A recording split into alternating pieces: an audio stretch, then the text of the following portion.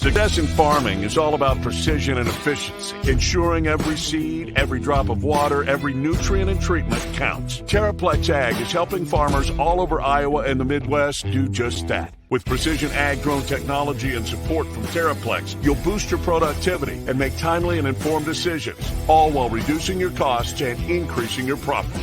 It's time to revolutionize your farming. Harvest the benefits with Terraplex Ag. Visit Terraplex.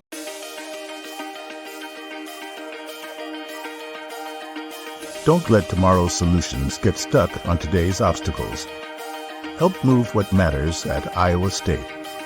Iowa State students have big ideas. My name is Cam Schaefer. I'm the CEO and co-founder of Spock's Sanctuary, which is a exotic companion animal rescue, and we provide other services in education and nutrition.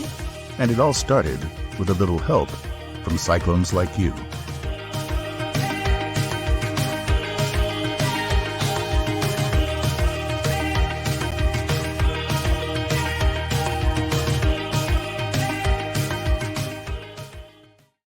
What's up, Williams and Blum Sunday here on the Cyclone Fanatic Podcast Network. We are presented as always by our friends at the Mechdyne Corporation, enabling discovery. Go to mechdyne.com. That is MECHDYNE.com.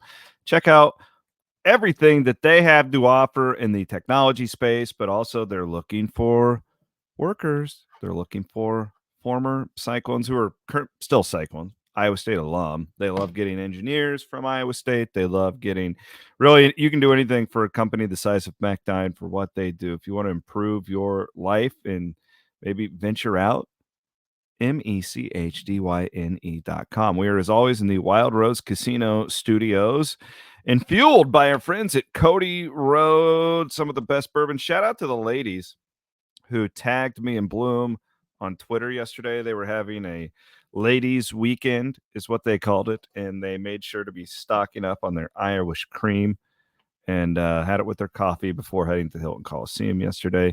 Brent Blum joins me here as we're on the stream because this is the time of year we've listened to you guys. The numbers for this show are through the roof right now. You guys are consuming this stuff, and I completely understand why. And many of you like this on YouTube as well. So we are giving you that probably until the end of March Madness at least. And then you got to cut me and Blum some slack in the summer when the kids are home. We'll probably be getting back together on Sunday nights. Nonetheless, great Sunday here. It was like 70 degrees, wild.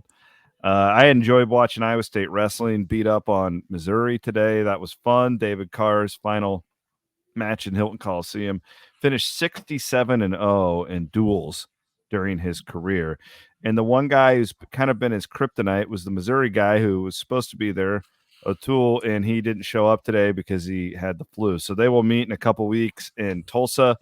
Very much looking forward to that one. How are you today, Blum? What's going on? Did he actually have the flu, or was that? I don't know. I don't know. I asked some questions. Shout out to my good buddy Charlie McKenna. Charlie he's a huge wrestling fan, and he did a little investigating for me. Apparently, he didn't go to the UNI duel on Friday night either. He didn't travel, so I don't know. Who knows, right? Who knows? I don't know. Again, that's what sucks about wrestling, though. That these duels don't even matter. They're just like, we're gonna punt. I am far from a fanatical wrestling person, but for a sport that could use just extra eyeballs, why are we not? Again, maybe the kid was sick, okay, but it just seems like half their team was. They had like 8 guys out. All right, well then maybe there's something there, but it just seems like this happens too often in wrestling. And I know injuries are more prevalent in wrestling than other sports because it's super physical. I get it, but gosh, it would have been nice for David Carr's senior day to be able to have 2 of the best. I mean, now you got to just wait till Tulsa, I guess. But it just seems like that happens way too often without knowing all that. It does. No, good point. All right. Again, we're presented as always by Mechdyne.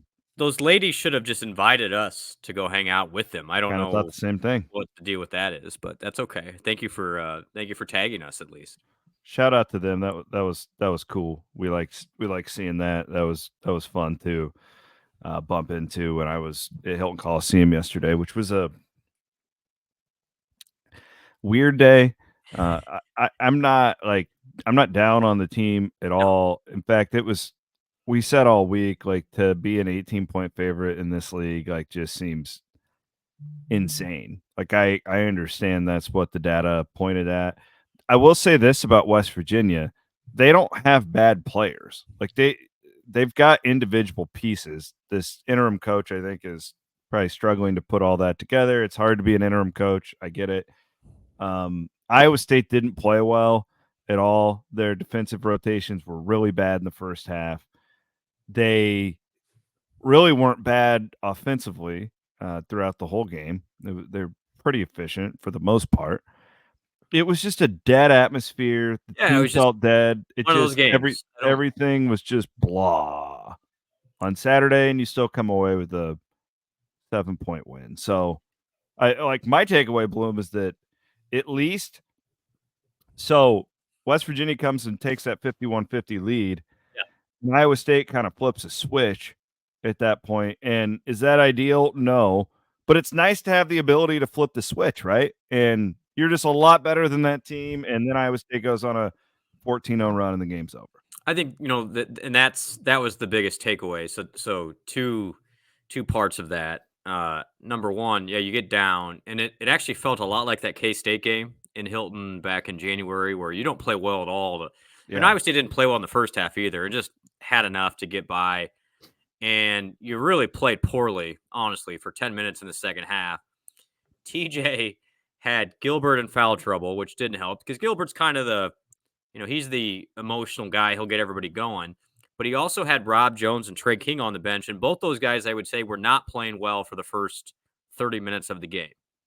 But it was interesting. If you go back and watch the TV broadcast, TJ pulls both Trey and Rob when they're on the bench. And when I would say it's down one, and you could tell he was lit into him really good. Like, gentlemen, if you want to protect your senior year, you do not lose this game to West Virginia. Trey comes in, immediately makes a post move, gets a basket. Rob makes a steal, gets the court-to-court layup, and it went from down 1 to up 8 really fast. And that was a very mature response from those two individuals, but also good to see that TJ was not happy. You could tell TJ was pretty upset at that point. Even with like 2-3 minutes to go in the first half, that was as animated as I've seen him towards the team all year. I think everyone could sense it. Like, Iowa State just didn't have the juice, and that's going to happen. It's a long season. But where this team is different than maybe last year, I mean, honestly, in a lot of respects, that Iowa State effort was somewhat like the game against Pittsburgh.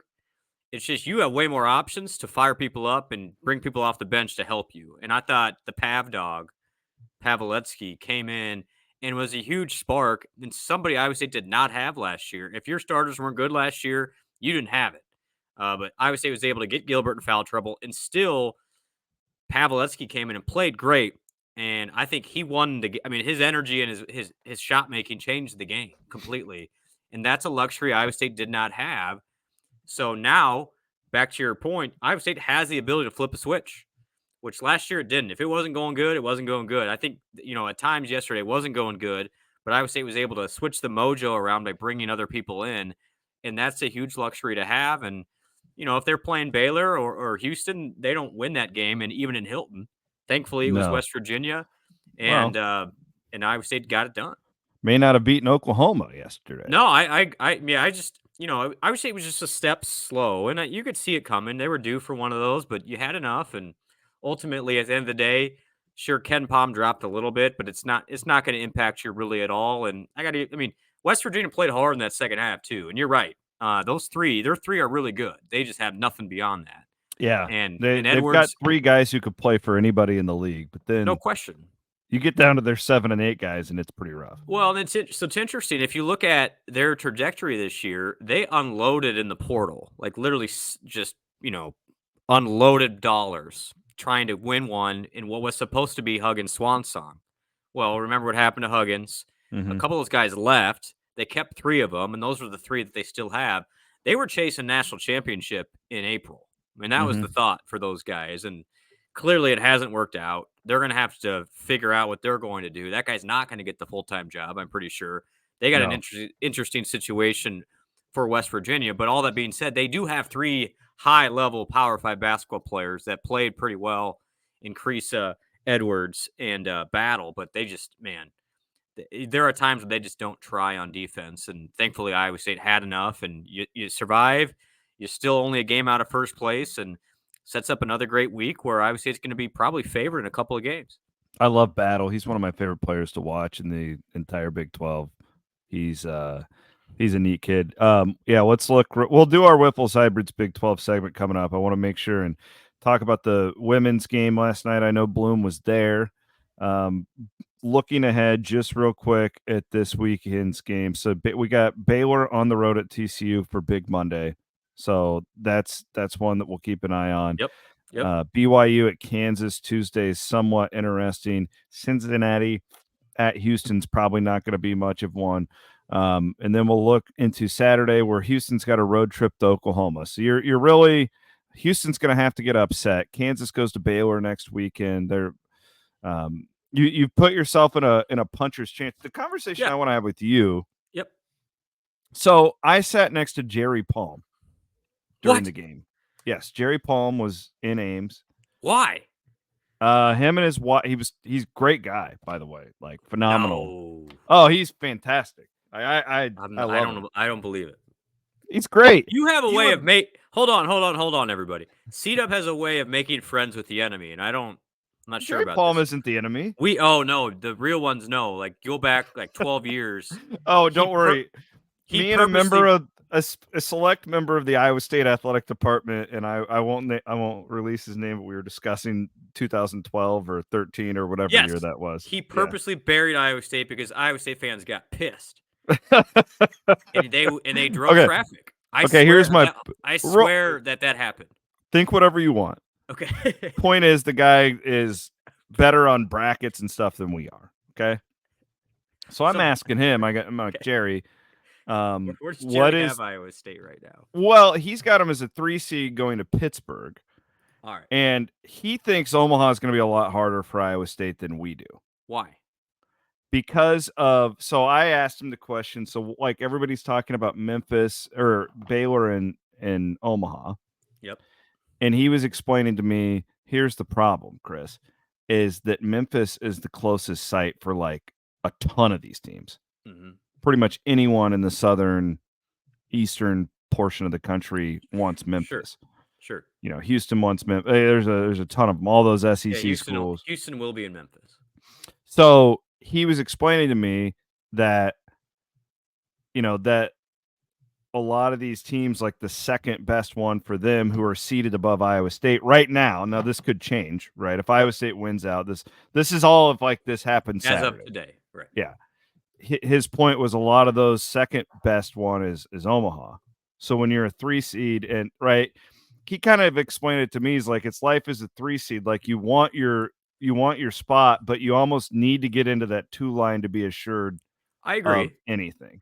So I left that thinking there's less. Omaha's still very possible. If you bought your tickets, like I'm not telling you you're screwed. I think it's very possible. And yesterday helped in that regard because Baylor lost to Houston. Yeah, and I think Baylor will lose maybe twice more. Yes. And I'm higher on Baylor than you are. I still think that they have a ceiling and whatever. I guess my point is when it comes to this conversation that keeps getting brought up onto my Twitter feed, and I can't believe we're having it. Maybe I'm just the old man now. But these people who are saying to me, I'd rather go to Omaha than win the Big 12. And like, I think that's asinine. Like, I don't understand it. I don't understand that mindset.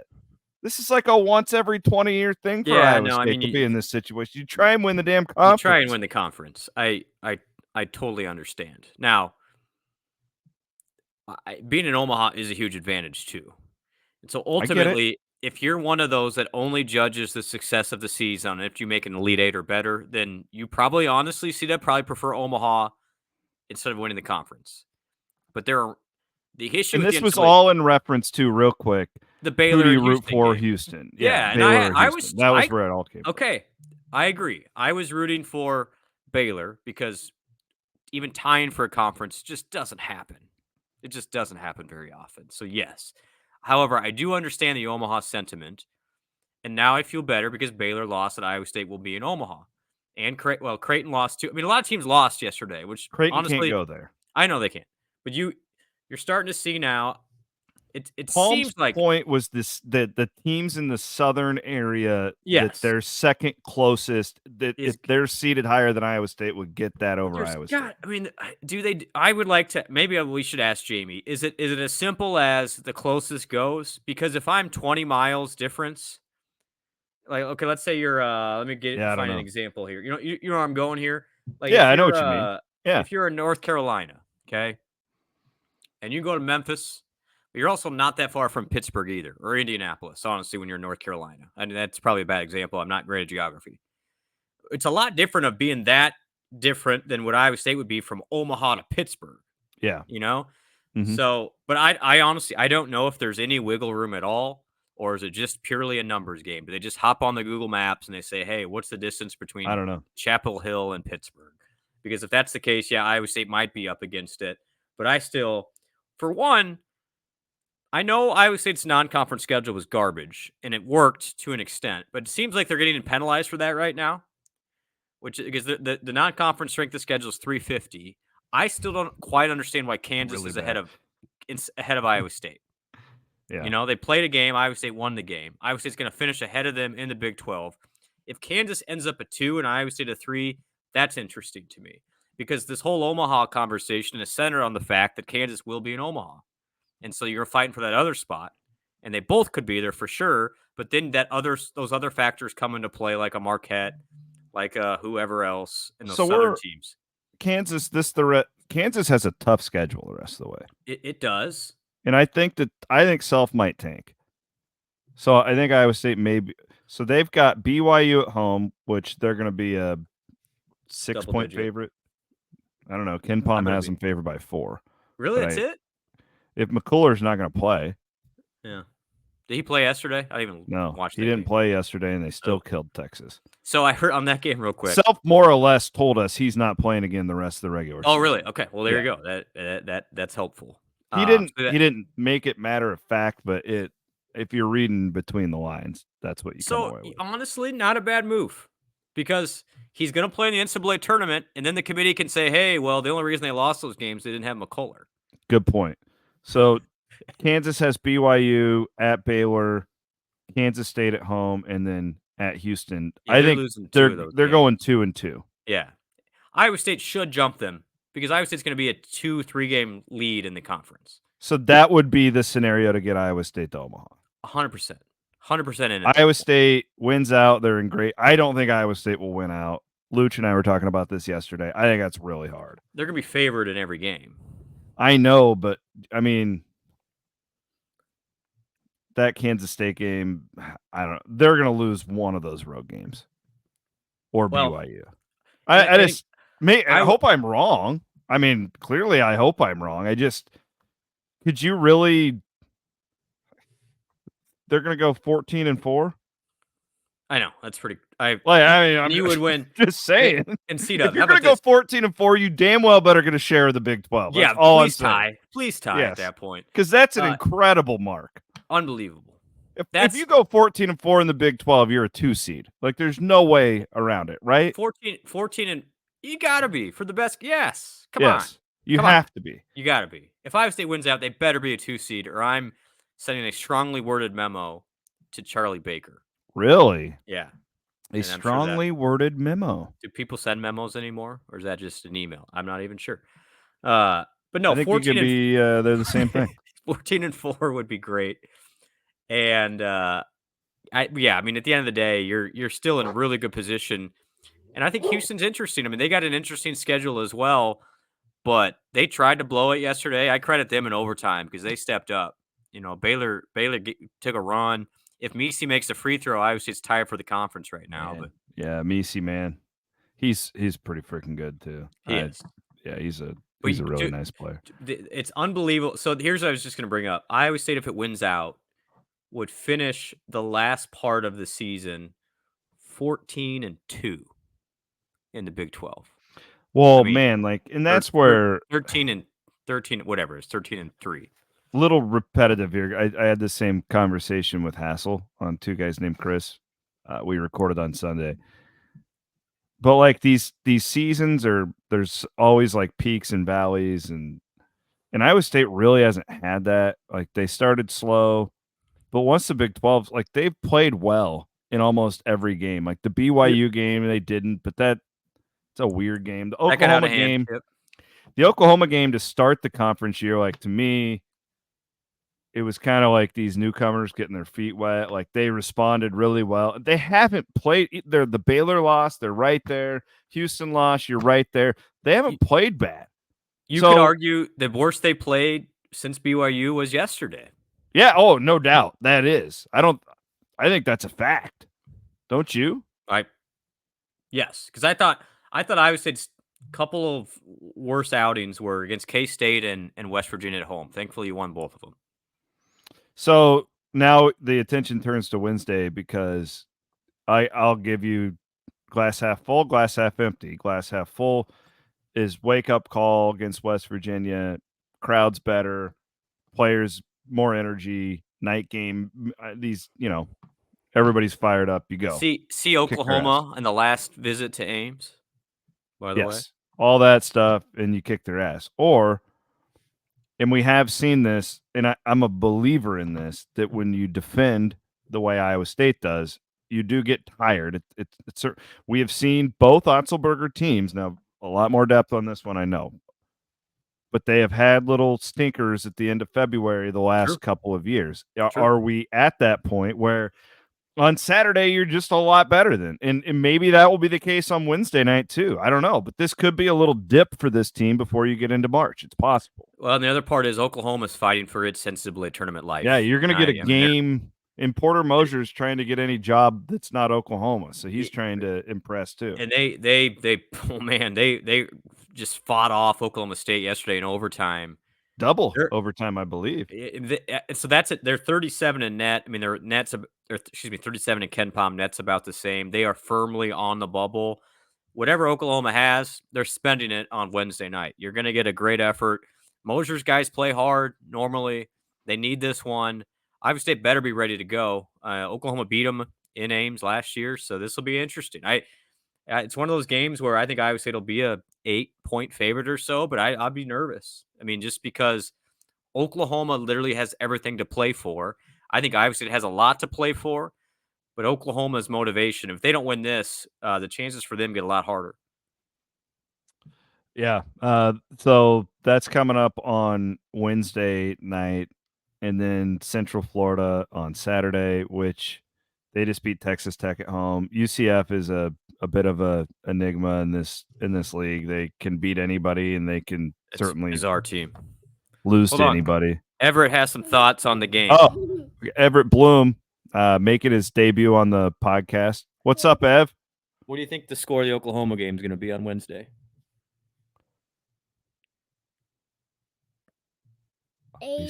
88-70.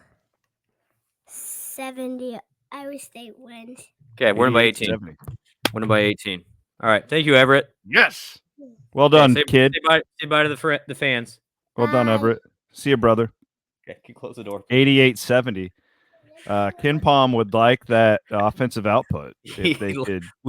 Vegas likes the over, apparently. Pretty good. Oh, Theo wants to say hi. Hi, Theo. There's Theo, too, and the dog. Theo's I'm sorry. in the house. All right, you're good, brother. Family show. In 2024. Okay, bye, buddy. It's a family show. All right. I want to thank some of our great sponsors who allow us to do what we do here on the Cyclone Fanatic Podcast Network. One of them is my good buddy Jeff Kelderman down there in Oskaloosa at Kelderman Manufacturing. They also support We Will. If you are an engineer out there and you're looking for laser cutting services, I would encourage you to go to kelderman.com. Support this local company, and they're going to do a better job for you than anybody else out there. I promise you that I've been down to Kelderman's, and they do a hell of a job. Shout out to them, kelderman.com. Also, my main man, Colin Newell, easy peasy. I had an issue loading up the new insurance last week. Not a big one. Not a big one. One little text, bada boom, taken care of. He handed me the football just like he snapped it to Brock Purdy for so many years. Although I did not have to touch his rear end, which was pleasant. But Colin Newell can help you save thousands of dollars on your insurance with our friends at Farm Bureau Financial Services. Colin Newell, 1L. Just Google it. It's the easiest way to do it. Colin Newell, Farm Bureau Financial Services. His pretty little picture will pop right up and you can talk to him. Also, a friend, shout out to our friends at the Ivy College of Business at Iowa State. I saw our friend Michelle on Saturday. Her and Maki Hey, came yeah. by and popped Awesome. over and said hi to me. That was great to see them. They were enjoying the Iowa State butt whooping of West Virginia, the Ivy College of Business at Iowa State. I'll be making a donation to them with our friends at the Foundation for Forever True Day coming up, and I would encourage you all to do the same. Did you know, by the way, that if you want to establish the Chris Williams Scholarship through the foundation, it's actually very reasonably priced for those who Why want would to go anybody want to do a Chris Williams scholarship? What do you? Because you could. This is the cool part with scholarships. A lot of people don't know this. You can get what's called an expendable scholarship, meaning you give a scholarship for as long as there's funds in the account, and the minimum for that is $2,500 a year for 5 years. So you could potentially give a scholarship C-dub to your favorite journalism student, and it could be the Chris Williams Broadcasting Excellence Scholarship. I want to do this. A lot of people think, oh, that's hundreds of. No, you can name a scholarship for $2,500 a year. Let's go. And it's a great way to give back and feel like you can mentor somebody as well. FYI. There you go. Yeah. Very cool. Yeah. Thank you for sharing. Iowa State women kicked BYU's butt on Saturday night. All right, Blum, you were there. I watched it on TV. Great atmosphere, everything you would expect from Hilton Coliseum on a Saturday night. Where are we at on the bubble watch now? Because they're 2 for 2. This was Operation Get 3 of 4. We're 2-0. You still feel the same way? Still feeling good? I feel great. I feel great. You are definitely on the right side of the bubble, everybody. For now. Now you get 2 more. Operation 3 of 4 still ongoing. You get to go to K-State. Gonna be tough. However, that's K-State on Wednesday night, 6:30 tip in Manhattan. We got the crossover effect, which is a bummer. I thought Iowa State played its best game of the year against BYU. Completely dominated. Didn't turn the ball over. Emily Ryan looked awesome, which was so cool to see because she's obviously, she's been dealing with some injury stuff, but hasn't quite been 100% still. I thought she played great, just phenomenal. Audie Crooks was dominant as expected. Sets the Iowa State freshman scoring record, which is incredible considering all the people that have come before her. And give me some kudos to Hannah Bellinger, dude. I love Hannah. Who does not get enough credit. She's so clutch. She just She's handles so her business. Clutch. Yeah, every time they need her to make a shot, she comes through. She is just one of those players. It's like you just feel better when she's on the floor because she does the right things all the time. Never really causes issues. She's been a solid defender. I think that was the question coming in. So she was really good. And I love this team. I think it's got a chance. I know you're still in the bubble. You're not going to be a high seed, but when Crooks and Brown and Jackson's making shot with Bellinger and Ryan and that leadership, I think this team is, it's not a top 5 good, but it can compete with just about anybody. So roll it out there and see what happens. And they go to K-State. K-State lost today to Kansas, so they're going to be smart a little bit. And then, Operation 3 of 4, Cincinnati at home to wrap it up on Saturday. Hell of a game Wednesday night because that game got pretty chippy that we saw in Hilton a couple weeks ago. That one player for Kansas State took the cheap shot at Emily. Yeah, the kick. She did the kick. Yeah. She kicked and the ball. Emily will have a huge crowd there. Bellinger will have a huge crowd there. There's a lot of Iowa State connections down there in that state. So, yeah, I'd like to actually I can't, but I'd love to get down to Manhattan. I think that'll be a really fun game. And they're one of those crowds that's really started to support women's basketball. And it's not, sure. That'll be fun. I hate the crossover game. It just sucks. So many levels. No doubt. And we kind of get used to it at this point, but gosh, it's worth mentioning. Bill Fenley's teams always seem to get better this time of year, which is a credit to that entire staff. I mean, how many years in a row? It's like, man, Iowa State's playing its best basketball at the end of February. and this team had a freshman wall for sure. But see, it's funny, see, we had Operation 3 of 4. They printed posters out for their entire team. It's a 4-game season. So they had the same mentality of like, hey, we've done okay, your 4 games left, finish, finish, finish, finish. And this team has done that. And I thought the freshmen had another level of exuberance this week at Houston and at home against BYU. And it seems like Iowa State's playing really good basketball right now. And I think, they should be favored against Cincinnati at least on Saturday and win that one. And I don't know if you're going to have to win a game in the Big 12, but you're definitely not going to have to play on the first day, which is great. Looks like Cincinnati, so they've lost 4 of 5, and they play Baylor Tuesday, so they'll probably lose that game. They're looking at coming into Hilton at 5-12 in the league, so you're going to be a pretty significant favorite over that team. Yeah, it's a game you can't afford to lose. You lose that game. No, it's the same game as Saturday night was. Correct. You just got to keep taking care of business, and if you do that, Baylor beat West Virginia kind of surprisingly yesterday on the road. So now I would say it's only a game behind West Virginia in the standings and has the tiebreaker on them. So, you might be able to get into a top 5 seed in the Big 12 tournament as well. And reminding people they're not playing at the same time. I had a conversation with somebody sucks this week, so much. and it's so if you want to go see the women, and I love this team so much. I think I'm going to do a double roadie. I think I have to. I think at least for the day of the game for the women. I'll go down with you. All right. I love this group. Like I really do. I think. Well, if they win their first, if they get into the semis, I'm going to do this for sure. Where I think I'm going to go down and just extend my men's stay later, and I'm just going to live out of a hotel for a week. There you go.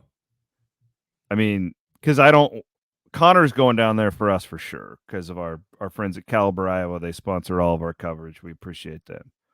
So we'll be covering the women for sure. But I got a credential too, just because it's like if they're in the semis, like I'm or the quarters even. Like I'd like to get down there. Well, and I'll say I think this tournament's wide open. Like the entertainment factor for the women's tournament is going to be great because I don't know if there's an elite team right now. Oklahoma and Texas are playing very well. K-State's been okay. West Virginia at times has been the best team in the conference, and Iowa State too. So this isn't like years past where it was a coronation for Baylor. And honestly, it's going to be kind of fun. I loved Memorial, but just seeing the women get the big stage at Sprint Center right there at Power and Light. I think it'll be cool. I do think what they need to do, and I've been thinking a lot about this. Why can't they do like a city-wide? Maybe it's hotels too. I don't know. Why can't they do a citywide Big 12 tournament? Much like now, the Summit League only has eight schools, so this is a very different as far as accommodating all these student athletes and support staff and all this stuff. But like to me, because how they do the Phil Knight out in Portland's the same way. Where they have like 3 gyms going. Yeah. Why couldn't you just split it up? Like put the freaking men's Tuesday night games in Memorial and let the women have Sprint Center. Yeah. Like why put the men in Memorial? Put the bad men's games there. I don't care. And then because that's how they do it in that's how they do it in Sioux Falls because they have Sanford Arena and then they have the new one. And it doesn't matter if they're men or women. They put the good matchups in the big arena, and like to me, like you can figure that out, and it would be better for everybody. Yeah, because I'd rather watch Iowa State Baylor women's game than a Cincinnati UCF. I've been to enough of these Wednesday night games in the prior Big 12 tournament, the 10-team league one. There's nobody at those games in Sprint Center on. I guess it's called T-Mobile now. I'm old school. But my point is, I'd rather it's the same thing I've said about the women's tournament forever. I'd rather watch those games in Memorial. Give me the small minor league baseball stadium over the big one if nobody's going to be there. For the good women's games, when you get to the quarters and the semis, put them in T-Mobile. I'm fine with that. Like that because people are going to go to those games. My point is, I've been to these things in Dallas before when they did it. And it's not a good atmosphere for anybody. I agree. I do think, and women's basketball, and you've been saying this, for the past couple of years, it's catching on fast. Absolutely. I think So let's get as many people in town for that tournament as possible. totally agree. Show it And off. so I understand the whole thing. Well, we need it equitable for the arena, and I agree with that. But Split it up. I'm not saying favor the men. Split it up. Right. So I think there's a great point.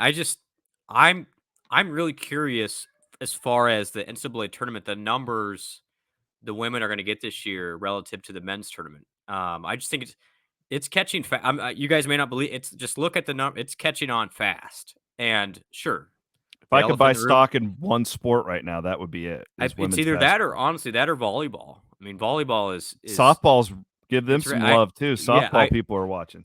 I actually watched. I watched some of the Iowa State softball game this morning. Again, it's nice to have as we kind of get in this crossover season. It's great. I just had that on the monitor. It was great. I enjoyed it immensely. But yeah, I think it's interesting. I don't know how quickly they can change that, but it's going to be disappointing if Iowa State's playing a game, and I know Iowa State fans will be there, but it's just that tournament's going to be great, and I'm just not sure the fan support's going to be there relative to the quality of basketball. And you saw, and again, it's Caitlin Clark's a big reason why, but the Big Ten sold out its women's tournament this week, which is great. I think that's a great thing. I think the Big 12 quality is just as good in a lot of ways. So I hope, even in T-Mobile, that they get the support. And if you're an Iowa State fan and you're on the fence, I encourage you, go. And that's why we'll go there, get a beer in the Power and Light, get a beer at T-Mobile. It's gonna be it's actually the more I think about it, it'd be really exciting because we're doing it. And one other thing, while we're on this topic, you're gonna get me on a rant here. The quality and the lack, the efficiency of the women's game was way better right now. In that, I went to the Iowa State BYU game, had my two kids. That thing got over in an hour and 39 minutes. It was incredible. And I don't know. And again, those two teams, I would say, are more. Finesse is not a bad word in this, but more skilled. They didn't call a lot of fouls. They're not super physical like some of those teams. But it was nice to be able to get done and get out of Hilton by 7:40 and be home by 8:10. Like that men's game wouldn't have been over yet by the time we got home. Like the fourth quarter, the foul situation of the women is so much better because what drags down the men's game right now is these teams get what you've talked about it all year. These officials come out in the second half and say, we got to clean it up. And teams get in the bonus in the first 6 minutes. And it's so pulling bad. Teeth. So, and in their defense, those Big 12 men's officials, I don't blame the officials. It's a hard job. Yeah. But at least those teams the quarters, are just fighting. It resets at that 10-minute mark and you start over. And then and honestly, it's not just because Iowa State is terrible at 1-on-1s, it seems. 1-on-1s, it doesn't seem to make sense as much anymore. I like getting to 10 fouls and then Damon Lipsey's gotten to you, hasn't he? The stress. The 1-on-1 those 1-on-1s. The 1-on-1 stress is too much for me right now. I can't handle it. And then it just takes too long. Last point I'd make, and I'd love for somebody, if it's logistics on hotels and catering or whatever, okay. But the way the Summit League does it, and again, 8 schools instead of however 14. Yeah. But that T-Mobile's not being used during the day of the men's semis. Play the women's semis during the day. Or the men's during the day and give the women the night spot. I don't care. Whatever your television. There's got to be a better way. There has to be a better way. Yep.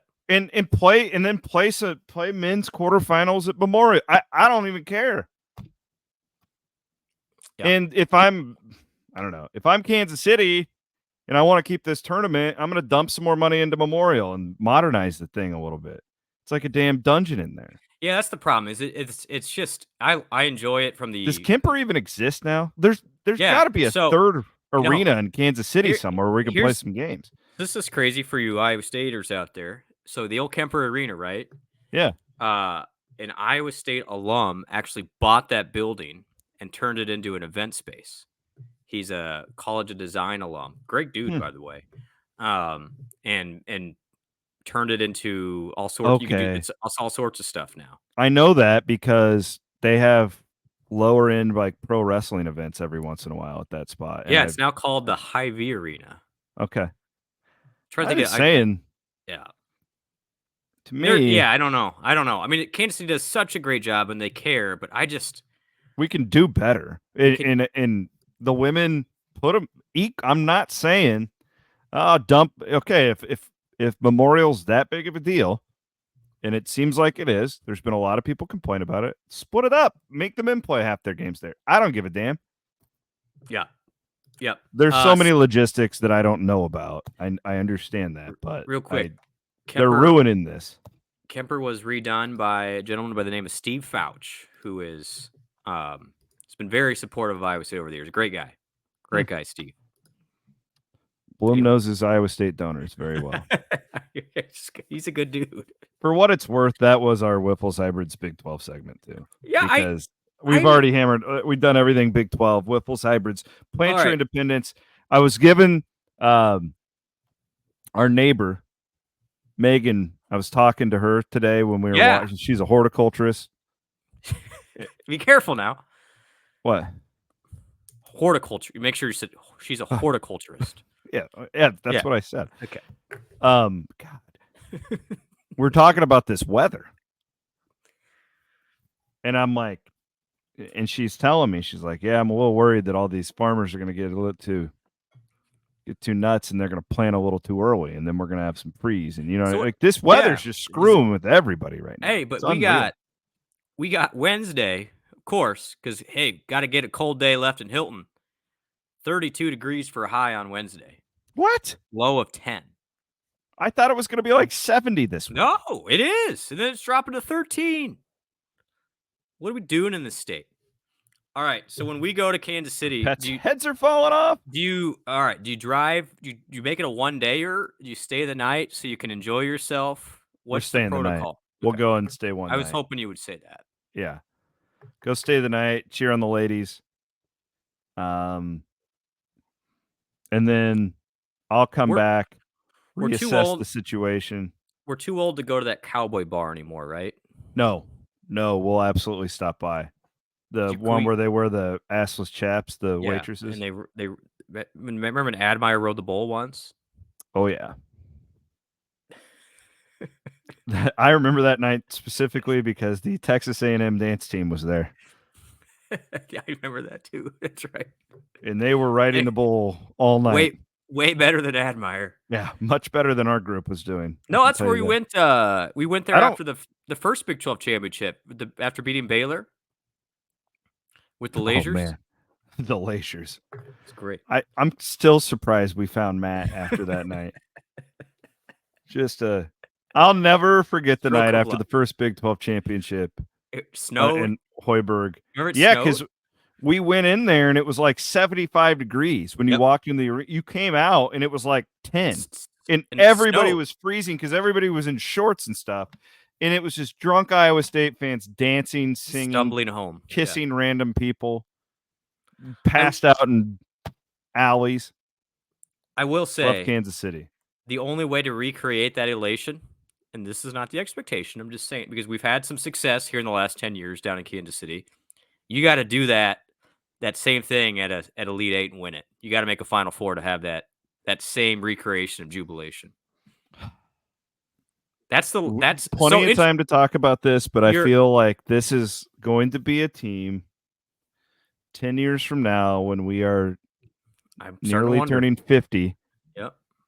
Because we have these teams, right? Where you have you've got your Niang injury, you've got the there's always the McCarney 05 season that we go back to, like where you've got the Auburn Hills fiasco with Larry. The Auburn Hills fiasco. You've got the Big 12 championship game with Campbell, the Fiesta Bowl team, where you've got these moments where it's just like, man, you're right there. Right there. And I get the feeling, I think there's great years coming. Okay. And I said this in year one, and half of you guys laughed at me and called me a homer because he's my friend. Yeah, maybe I was. But I think I'm going to be right when I said I think he's going to be Iowa State's Tom Izzo. Now, does that mean he's going to bring multiple national champions? I'm not saying that. I think he's going to be here a long-ass time. I think there's going to be a lot of really good years. But I also when you look at this team data-wise and you look at its makeup, you look at it and you go, this is a really damn good opportunity to do something special. Yep. So buckle up for the next month, because I'm with you, dude. Like, I'm watching the draws. I'm watching more college basketball than I've ever watched right now. Everything matters right now because I think this team is that type of a team that could realistically play in a Final Four. And to back up that point, it's not just the Kool-Aid here on Cyclone Fanatic. Here you go. Ready? Odds to make the Final Four. Oh, Let's run them yes. down. Give me a drum roll. In the number one spot, UConn at plus 110. So literally 1-1. That's a terrible odds. But they're good. I know they're good, but Yeah, God, I you know agree how with crazy the tournament is? We have a tie for second between Houston, Purdue. and Purdue at 170. So 1.7 to 1 for those I unfamiliar. bet on Houston for that. I would not touch Purdue. In the fourth spot, a tie Arizona.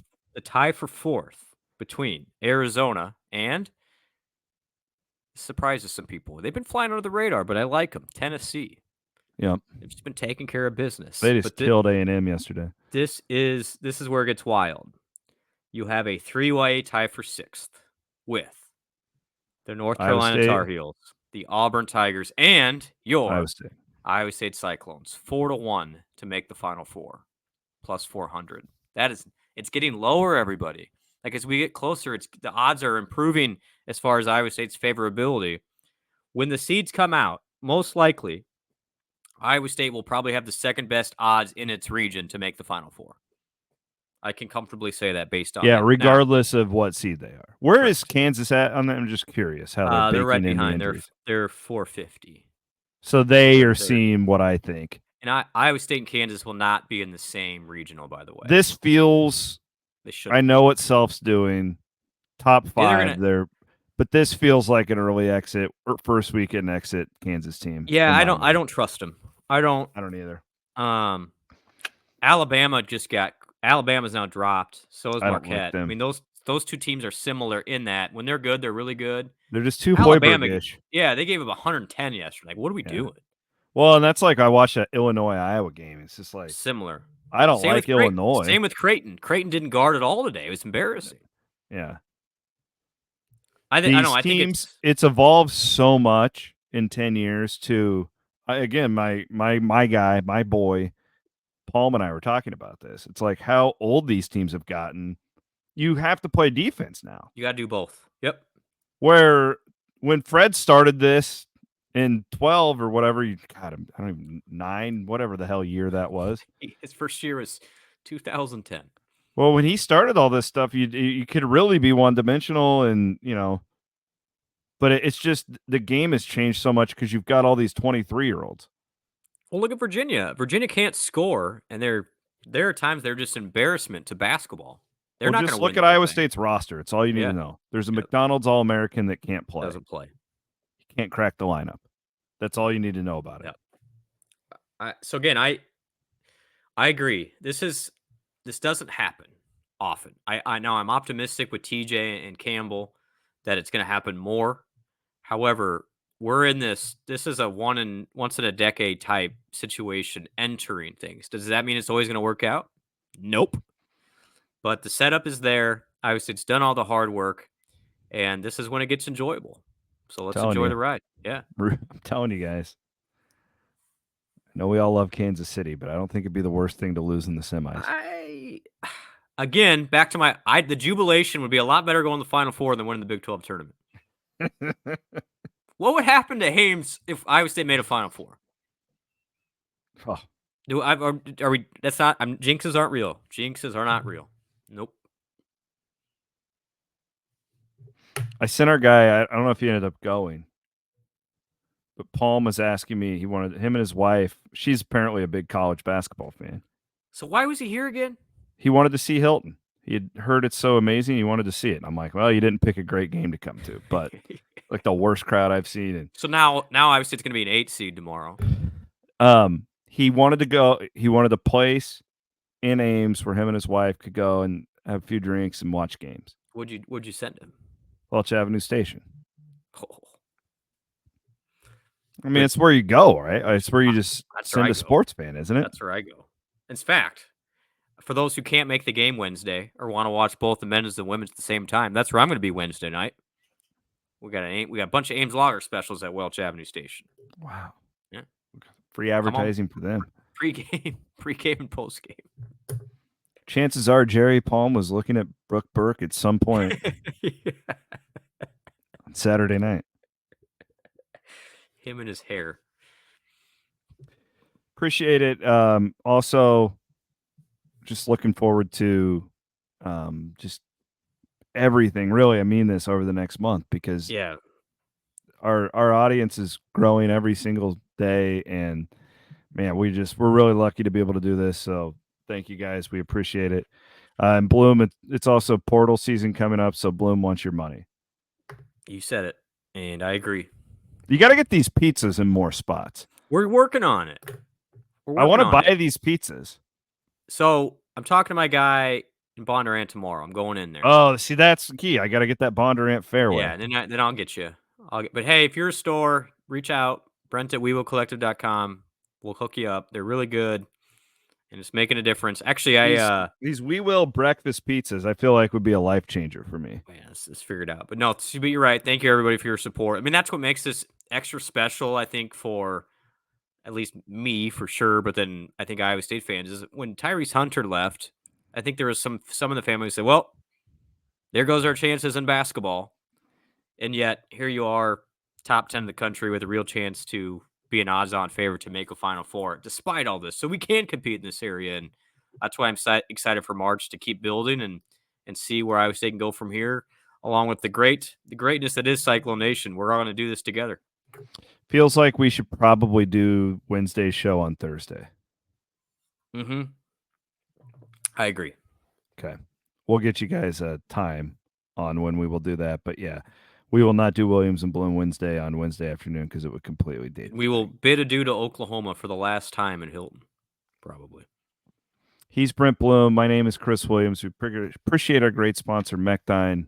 Signing off from the Wild Rose Casino Studios. Have a great work week.